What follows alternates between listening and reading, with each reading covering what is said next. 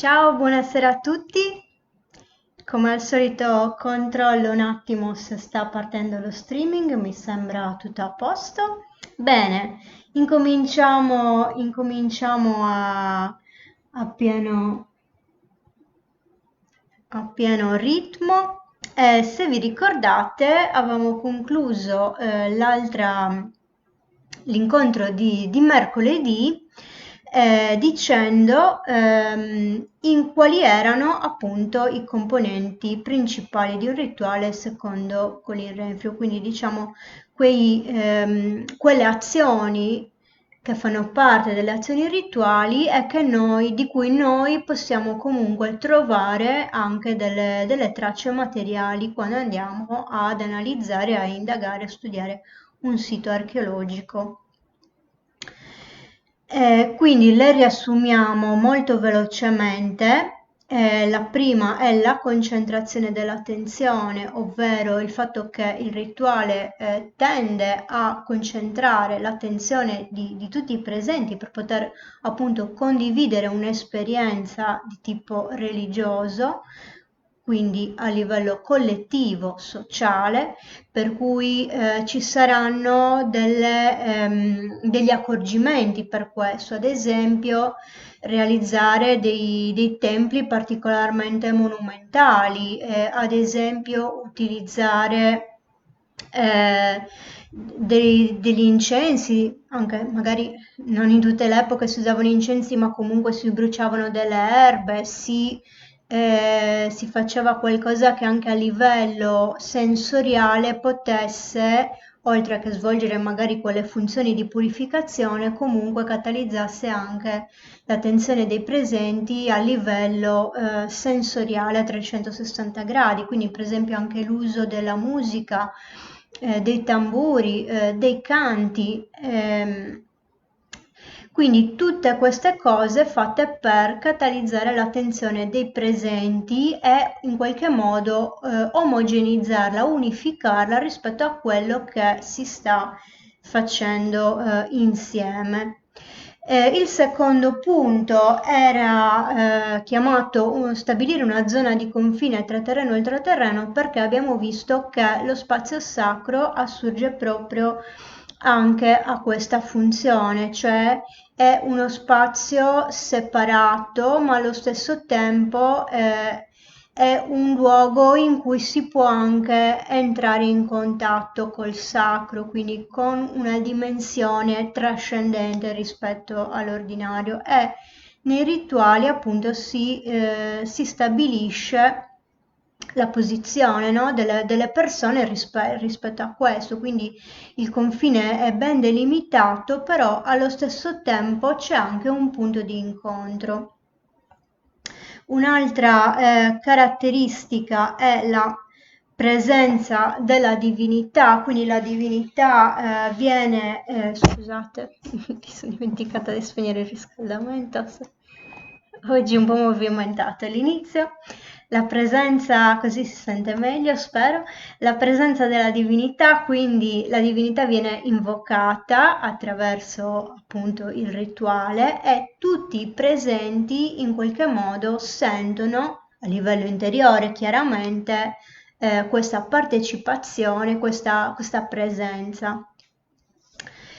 Chiaramente la partecipazione collettiva ai rituali l'abbiamo in parte già detto, ma è una componente essenziale del rituale e poi nel mondo antico universalmente diffusa la pratica delle offerte. Quindi tutte queste più o meno sono azioni che noi possiamo in qualche modo individuare anche in ciò che ritroviamo in un luogo di culto antico, quando appunto lo indaghiamo con i metodi dell'archeologia.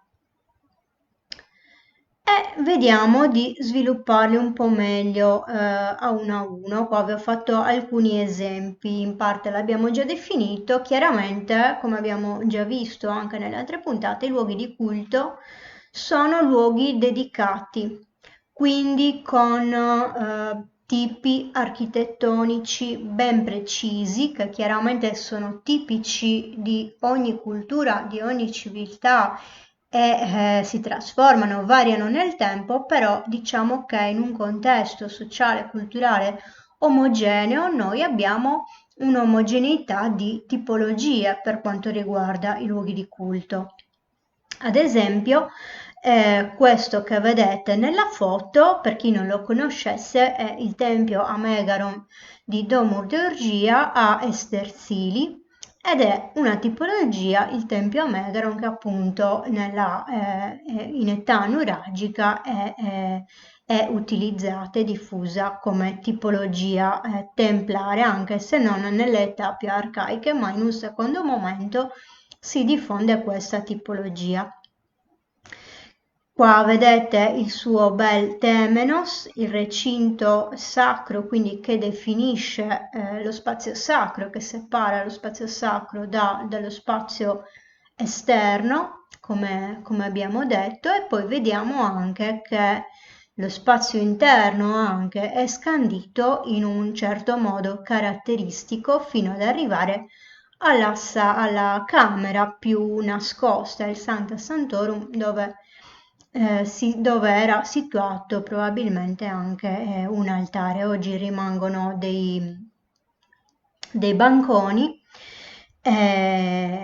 Originariamente potevano esserci uno o più altari, anche in base a quello che si è ritrovato anche in altri siti. Quindi tipologie, diciamo, architettoniche ben precise, luoghi di culto dedicati, non solo, ma anche suppellettili e arredi cultuali, quindi determinati oggetti che servivano al culto, per esempio determinate tipologie ceramiche o comunque di vasi, contenitori, utensili che erano utilizzati proprio durante i rituali. Noi ovviamente li ritroviamo nei luoghi di culto, quindi sono delle tipologie che poi una volta che si scoprono, che si studiano, si analizzano e che si interpretano come tipologie cultuali, diventano un indicatore del culto una volta che noi poi li andiamo a ritrovare in un sito nuovo che viene per esempio scoperto, scavato per la prima volta. Non so se è chiaro questo concetto, se non è chiaro scrivetemelo nei commenti che tra un pochino li guardo. Chiaramente anche gli arredi, quindi tutto ciò che concerne quello che si trovava sia all'interno che all'esterno dei templi, dei santuari. Qua per esempio abbiamo questa tipologia particolare di altari nuragici che sono chiamati vasche altare, perché appunto hanno una forma di vasca e quindi all'interno si pensa che potessero contenere, essere usati per contenere dei liquidi, magari dei liquidi che venivano offerti, ora non entriamo troppo in dettaglio, oppure anche fungere da braccieri in alcuni altri casi, per cui c'è anche un po' questa ambivalenza. Ehm, Quello che possiamo dire è che chiaramente sono degli arredi cultuali, ma così anche come possono essere le panche, come possono essere i focolari, come possono essere queste mese, queste pietre in cui appunto venivano deposte le offerte, più che deposte proprio infilate in questi buchetti, non so se riuscite a vederlo. Ah, mi sono dimenticata di raccomandarvi di cliccare sul video in modo da vederlo grande e poter vedere meglio le diapositive. Quindi vi dicevo, le offerte venivano infilate qua, per cui anche vabbè, questa chiaramente è una parte della vasca altare perché si incastra, è proprio perfettamente sagomata per essere qui, però abbiamo per esempio queste pietre basi votive, ne abbiamo parecchie, nei santuari si ritrovano, facevano parte degli arredi, appunto servivano per sistemare le offerte votive in metallo, come poi vedremo anche in un'immagine dopo. Eccoci qua, Per quanto riguarda il secondo punto, ovvero di ciò che stabilisce una zona di confine tra terreno e ultraterreno, possiamo avere diverse modalità in cui questo viene realizzato.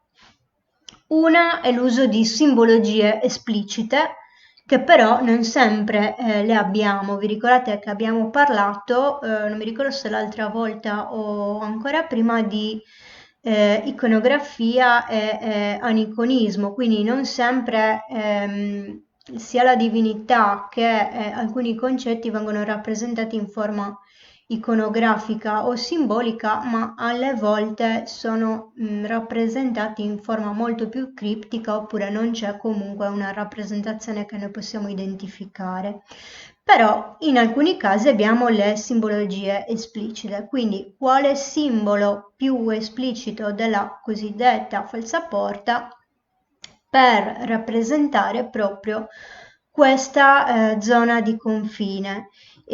Qua nella figura abbiamo una falsaporta da una Domus Deianas che tipicamente è sormontata in questo caso dalle triplici corna.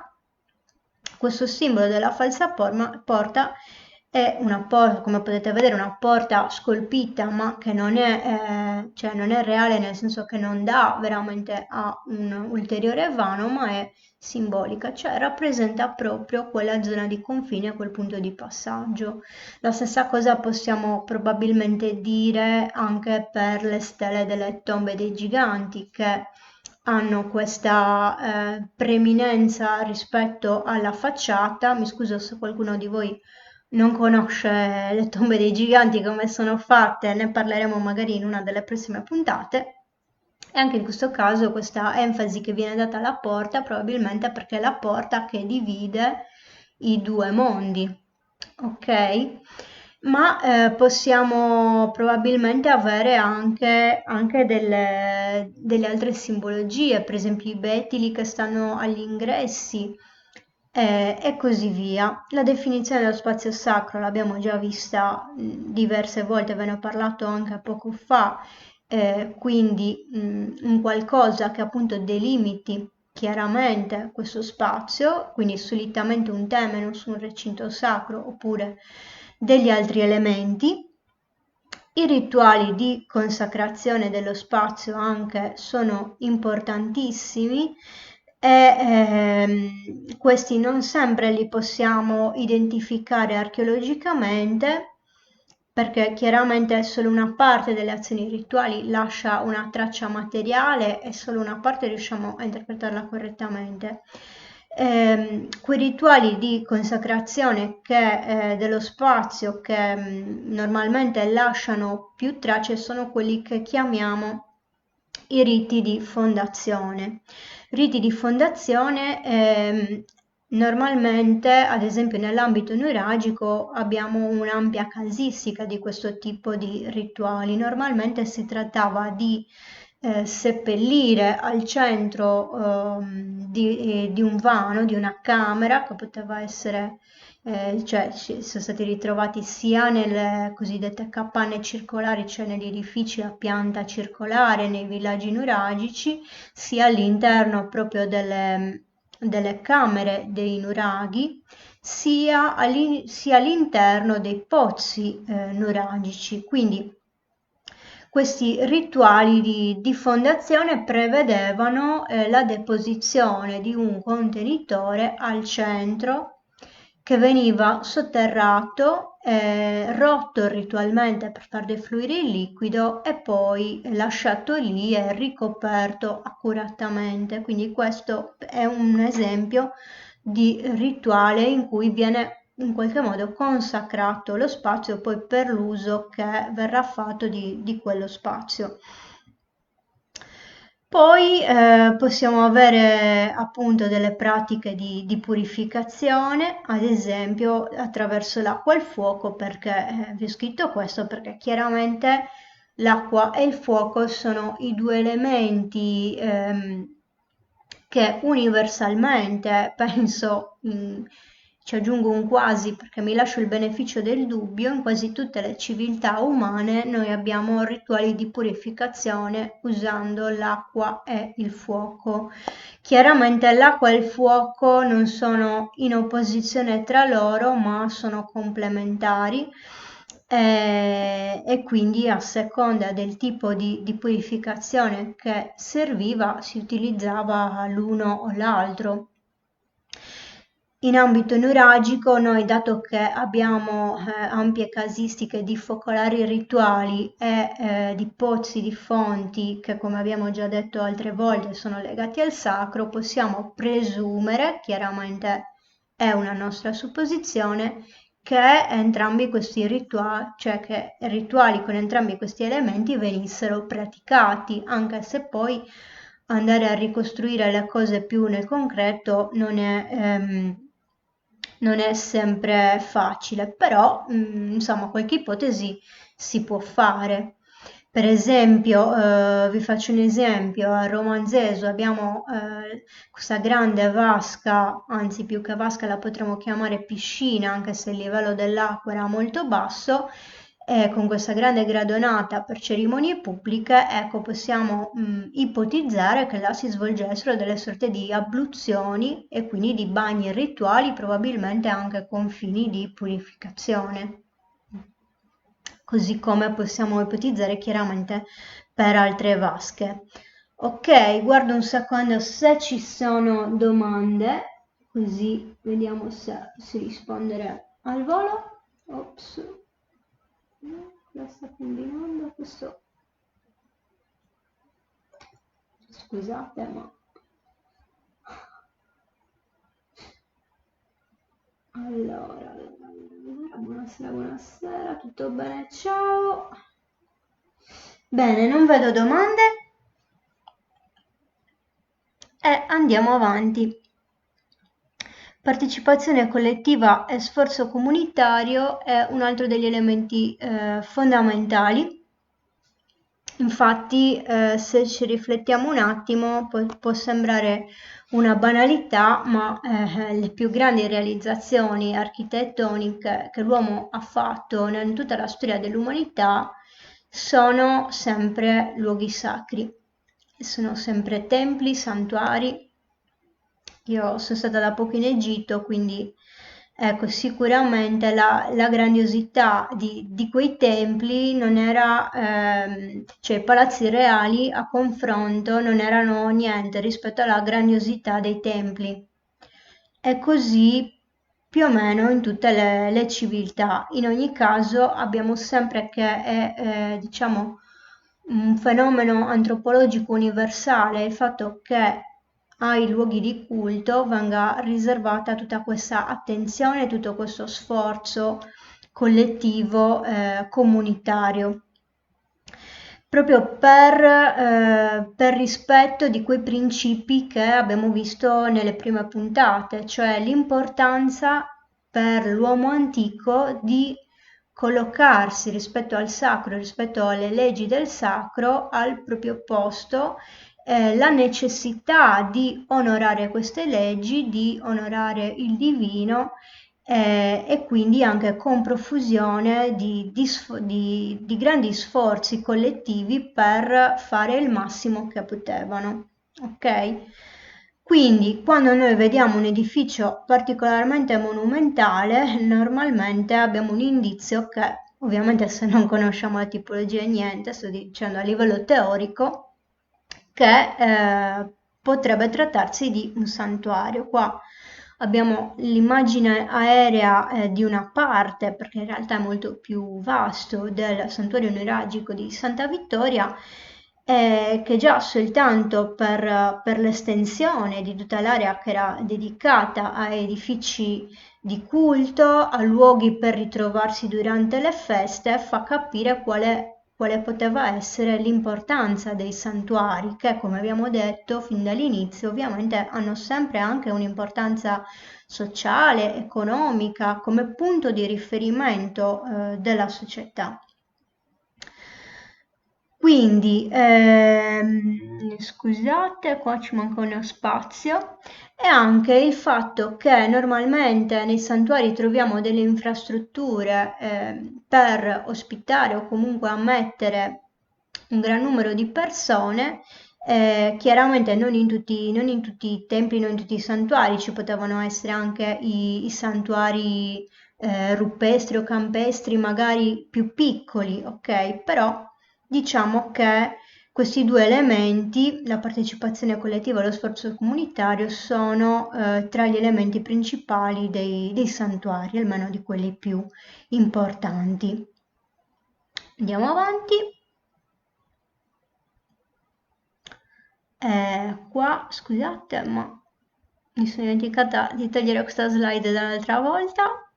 Questo è anche il bello della diretta, vabbè, per chi non aveva visto la scorsa puntata un piccolo ripasso e andiamo avanti con le offerte votive che chiaramente a livello archeologico sono un indicatore molto importante perché, come vi dicevo, sono una pratica pressoché universale anche questa, per cui quando ho degli oggetti che posso identificare come offerte votive, chiaramente sono in presenza di un santuario. Il problema è come si riconoscono le offerte votive. Non sempre sono così facili da riconoscere come per esempio queste. Ovviamente quando ho degli oggetti tutti raccolti, magari anche simili, tutti raccolti in un certo modo, in modo omogeneo, e sono degli oggetti che non hanno motivo di essere lì per fini pratici, probabilmente sono delle offerte votive, ok? Chiaramente quando ho già una certa conoscenza, quindi magari conosco già quali sono le tipologie di offerte per una data civiltà, ovviamente è più facile. Cioè è chiaro che se trovo un bronzetto, lo sappiamo tutti che i bronzetti venivano offerti nei santuari come ex voto, per cui lì sarà molto facile. Così come se trovo appunto una base d'offerta come questa con tutte le offerte infilate dentro, è chiaro che appunto si tratta di offerte votive. Può essere più difficile invece quando siamo in presenza di offerte di bevande e di cibo che potrebbero essere scambiate con resti di pasto qualunque, tra virgolette, qualunque. Ok? E su questo adesso non approfondisco, non apriamo quella porta perché ci sarebbe tantissimo da parlare e in particolare sulla problematica legata all'interpretazione dei contesti nei nuraghi, ma magari ne parliamo un'altra volta perché è un discorso un po' lunghetto. Lo stesso discorso ovviamente per i sacrifici animali, che se trovo delle ossa animali posso semplicemente dire resti di pasto oppure posso identificare quei resti come resti di sacrificio. Chiaramente qua entra in gioco l'analisi della modalità di deposizione di quelle ossa che ho trovato e il contesto. Vi ricordate, abbiamo parlato varie volte del concetto di contesto in archeologia, per cui se ho anche degli altri elementi che mi fanno propendere per l'interpretazione come sacrificio, chiaramente sono più fortunato e posso avere più certezza nella mia ipotesi. Per esempio, se trovo un altare, che potrebbe essere un altare sacrificale, allora chiaramente ho un elemento in più. Oppure se questi resti li trovo in un luogo che per altri motivi sicuramente so che è un luogo di culto, allora ulteriormente sono più propenso a interpretarli in quel modo lì. Ok, quindi i vari elementi chiaramente si condizionano a vicenda nell'interpretazione reciproca in quanto contesto. E infine non abbiamo parlato gli oggetti con valore simbolico, anche chiaramente sono facili da interpretare come ex voto. Un esempio su tutti di facile comprensione sono per esempio gli oggetti miniaturistici, ovvero quegli oggetti che possono essere riprodurre magari delle forme ceramiche o qualsiasi altra cosa vi possa venire in mente, anche per esempio delle armi o delle altre cose, riprodotte in forma molto piccola e offerte. Chiaramente non avevano un'utilità pratica questi oggetti, ma venivano offerti per il loro valore simbolico, ovvero per quello che rappresentavano. E questo fenomeno della miniaturizzazione è molto interessante perché compare in tantissime civiltà, cioè dal vicino Oriente fino all'Occidente, e anche a livello cronologico è un fenomeno molto esteso in senso diacronico, quindi anche per millenni in tantissime civiltà, in un'amplissima estensione geografica, usano proprio questa concezione del miniaturizzare, dando un valore simbolico all'oggetto che si vuole offrire. Bene, più o meno abbiamo visto tutto, andiamo a concludere, quindi da quel poco che vi ho potuto dire in questa mezz'ora, vediamo alcuni elementi fondamentali per riconoscere un contesto culturale, anche facendo un po' il punto della situazione. Quindi innanzitutto la presenza di più indicatori certi, quindi quegli elementi che abbiamo visto anche stasera e anche l'altra volta. Chiaramente se ne ho solo uno, a meno che non sia proprio qualcosa di talmente esplicito, ovviamente sono un pochino più in dubbio, mentre invece se ne ho due o tre che si combinano tra di loro, allora sono più sicuro nel riconoscere il contesto culturale. Chiaramente la ripetitività dei contesti, quindi quella che si chiama la coerenza dei contesti nello stesso ambito culturale e cronologico, mi dà una certa stabilità nell'interpretazione di un contesto di culto.